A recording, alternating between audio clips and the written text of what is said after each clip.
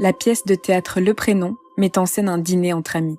La soirée tourne court quand l'un des convives annonce que son épouse et lui ont décidé d'appeler leur fils Adolphe en référence au roman de Benjamin Constant. Le groupe d'amis passe alors la soirée à se disputer violemment. Est-ce qu'un prénom conditionne la trajectoire d'une vie ? Peut-il mettre en exergue certains aspects de notre personnalité ? Ou à l'inverse, peut-il effacer des traits de notre caractère ? Ces réflexions ont poussé Rakia à se questionner sur l'essence même de son identité. Vous écoutez Transfert, épisode 148, une histoire courte racontée au micro de Nina Pareja, produite et réalisée par Slate.fr.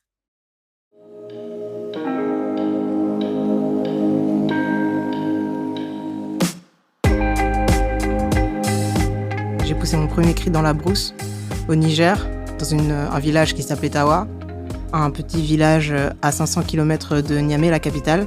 Ma mère était une femme touareg. Mon nom de naissance est Rakia.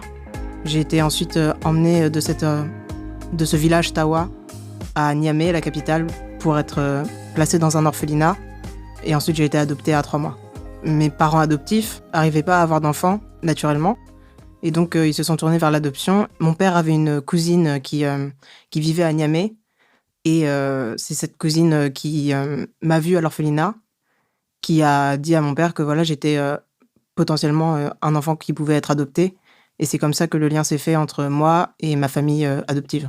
Quand il m'adopte, mes parents ont environ 35 ans. Et mon père est instituteur dans une école maternelle. Et ma mère est infirmière. J'ai grandi donc ensuite à Flers, une petite ville en Normandie. Et mes parents, pour plusieurs raisons, m'ont rebaptisé Anaïs quand je suis arrivée en France. Parce que notamment, en psychologie, on dit que c'est un moyen pour l'enfant de repartir sur d'autres bases et de se créer une identité en France. C'est un peu le mythe de la page blanche. J'ai assez peu de souvenirs d'enfance, mais j'ai des bons souvenirs avec ma grand-mère. Enfin, c'était surtout quelqu'un que j'admirais beaucoup et qui me donnait beaucoup d'affection, comme tous les grands-parents. Elle vivait, ma grand-mère, dans une ferme. En fait, c'est un peu comme la chanson de Françoise Hardy, Des ronds dans l'eau. Tu commences ta vie tout au bord d'un ruisseau. Tu prenais du plaisir à faire des ronds dans l'eau, etc. C'est une chanson sur le passage à l'âge adulte. J'ai grandi comme dans Des ronds dans l'eau, c'est-à-dire au bord d'un ruisseau. Et on allait tous les dimanches chez ma grand-mère. En fait, une vie banale pour un enfant en France.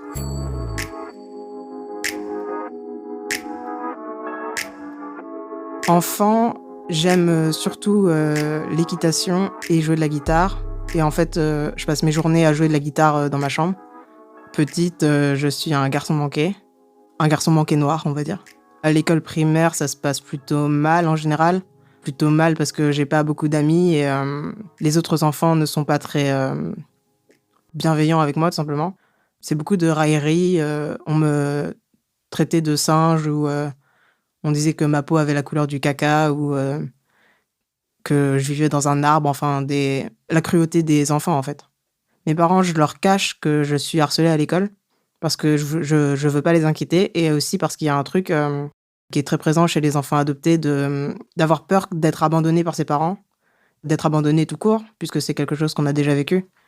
Et en fait, je me dis que si je suis pas une petite fille modèle ou enfin, si je leur amène trop d'ennuis, ils vont à leur tour m'abandonner. Donc je suis très seule dans ma solitude. Mes parents, ils sont colorblind, on va dire. Et enfant, ils me disent que je suis comme eux, c'est-à-dire blanche. Donc en fait, j'ai aucune raison d'avoir des problèmes de noir. Ils se rendent pas compte à l'époque de la souffrance que je vis à l'école, je pense, simplement. Et je leur en parle pas, donc l'un et l'autre ont fait que c'est plutôt une découverte pour eux de savoir ça. À l'adolescence, je découvre la batterie, après avoir joué pendant 12 ans de la guitare. Mes parents sont assez cool avec ça, parce que la batterie, c'est pas un instrument qu'on a envie d'avoir chez soi. Et ils me laissent en jouer tous les mercredis après-midi, tous les week-ends, vraiment pendant des journées entières.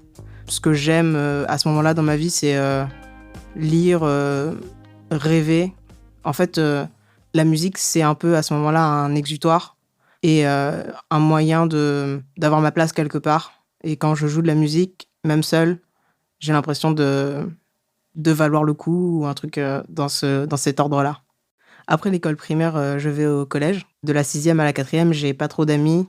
Ayant été un peu malmenée par les autres enfants à l'école primaire, je réitère un peu le schéma au collège de m'exclure moi-même et pas essayer d'avoir des amis ou un groupe d'amis. J'ai 2-3 amis vite fait, mais c'est pas jusqu'à la troisième, où là j'ai commencé à avoir un groupe d'amis avec des personnes noires dans ce groupe d'amis. Et on est un groupe de 4 filles noires. Et voilà, j'ai enfin trouvé ma place en dehors de la musique, quelque part avec des gens qui sont mes amis noirs. Jusqu'ici, je me suis jamais vraiment posé la question de mon prénom, en fait. Étant donné que je grandis en tant qu'Anaïs depuis des années, l'adoption, c'est un peu comme le top de l'assimilation. En fait, quand t'es adopté, on fait table rase de ton passé d'une certaine manière. Et t'es une page blanche. J'ai grandi pendant des années en étant Anaïs. J'ai oublié à ce moment-là que mon prénom, c'était Rakia à la base. Et en fait, ça se révèle de manière anecdotique. Au brevet des collèges, on a donc toutes les personnes qui sont admises au brevet des collèges. Et il y a une liste avec les admis. Mes amis voient sur la liste que mes prénoms sont Anaïs, Marie, Rakia. Et ils trouvent ça marrant. Moi, j'ai complètement oublié que je m'appelais Rakia à ce moment-là. Et eux me le rappellent et commencent à m'appeler Rakia. Mes parents m'ont toujours dit que c'était mon nom de naissance. Mais en fait, ils m'ont adopté très jeune. Donc, comme je suis élevée par une famille blanche 100% française, j'ai complètement oublié que je suis nigérienne à la base, que je suis africaine. À partir du moment où mes amis du collège, qui sont aussi mes amis ensuite au lycée, parce qu'on se suit au collège et au lycée, m'appellent Rakia, ça me donne une nouvelle personnalité. Enfin, j'ai l'impression qu'une nouvelle page blanche s'ouvre pour moi. Et je me pose plus la question de pourquoi ma mère m'a abandonnée, ni de qui je suis. Avec mes amis, je suis Rakia. Et en fait, finalement, j'ai trouvé la clé de pourquoi je suis noire. Parce que à la base, je m'appelle Rakia et pas Anaïs.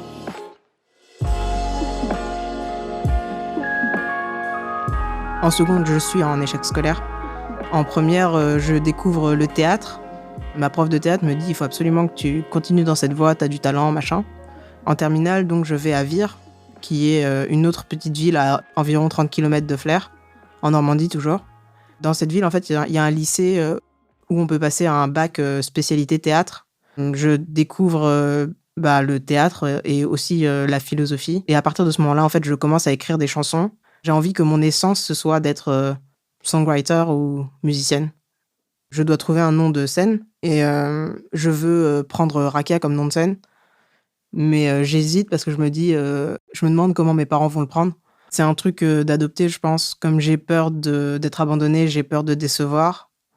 Et comme j'ai peur de décevoir, je veux pas prendre un nom qu'ils m'ont enlevé pour m'en donner un autre. Enfin, j'hésite parce que je me demande ce que penseraient mes parents si je prenais le nom Rakia comme nom de scène. Et un jour, à un repas de famille, mon père me dit que ce serait cool que je prenne Rakia comme nom de scène. Et à partir de là, je me dis que ça peut être mon nom de scène et c'est là que renaît Rakia une nouvelle fois.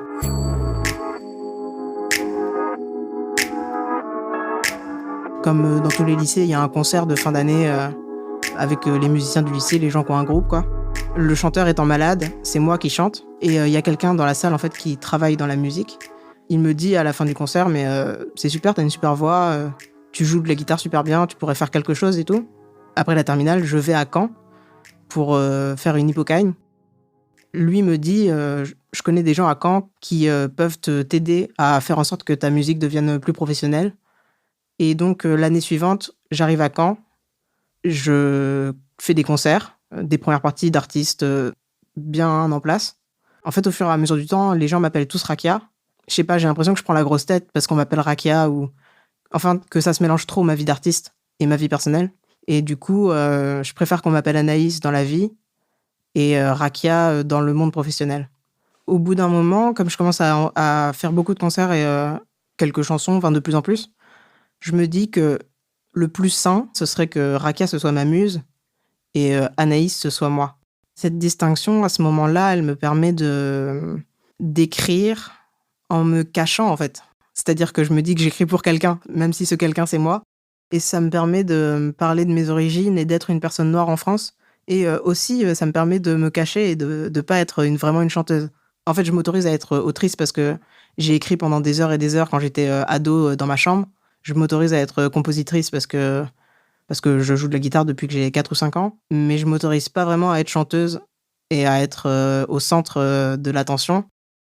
Je suis jamais allée au Niger de ma vie.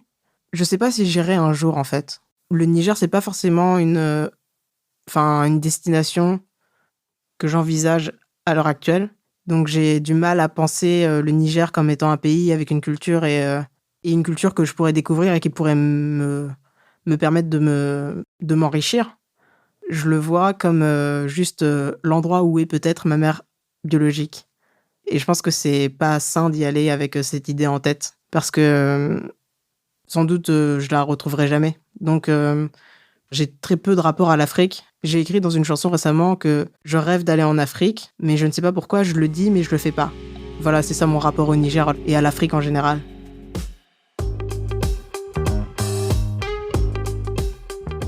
Après avoir vécu quelques années à Caen, je déménage à Paris, à Château-Rouge, dans le 18e. Et c'est le quartier noir de Paris. Et à partir de ce moment-là, je commence à comprendre qu'en fait, je suis Rakia, en fait. Anaïs n'a pas trop sa place dans ma vie ici, puisque quand je suis dans la rue, toutes les personnes sont noires comme moi, et tout le monde a un prénom africain. À partir de là, Anaïs a un peu disparu. Et c'est plus du tout quelque chose d'exceptionnel d'être noire comme ça l'était à Flers ou dans mon enfance. Là, je suis une noire parmi les autres. Enfin, en fait, c'est comme si j'habitais en Afrique un peu, mais à Paris. Mais c'est la France, puisqu'il y a un grand drapeau qui flotte dans l'air avec les couleurs de la France.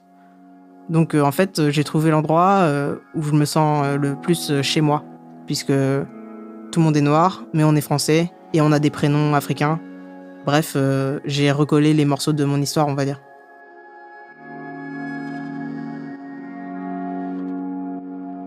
Aujourd'hui, tout le monde m'appelle Rakia, y compris dans ma famille. Enfin, dans ma famille, c'est un peu difficile parce qu'ils ont pris l'habitude de m'appeler Anaïs, mais enfin, ils font l'effort de m'appeler Rakia parce que je leur ai demandé.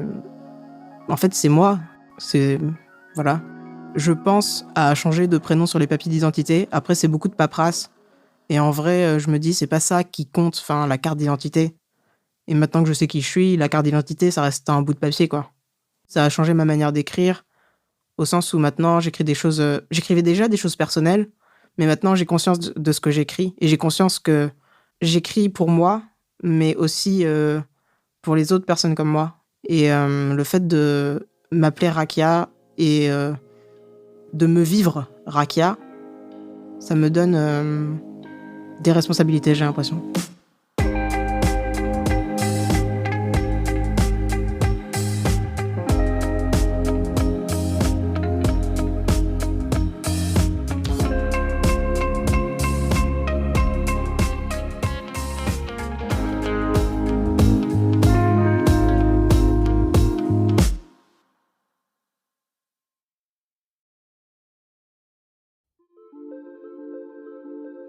Vous venez d'écouter une histoire courte de transfert, un épisode raconté au micro de Nina Pareja. Il a été produit et réalisé par Slate.fr, sous la direction de Christophe Caron, Benjamin Septem-Ours et Sarah Koskiewicz, avec Aurélie Rodriguez et Victor Benamou. Retrouvez tous les épisodes de transfert sur Slate.fr ou sur votre application de podcast préférée.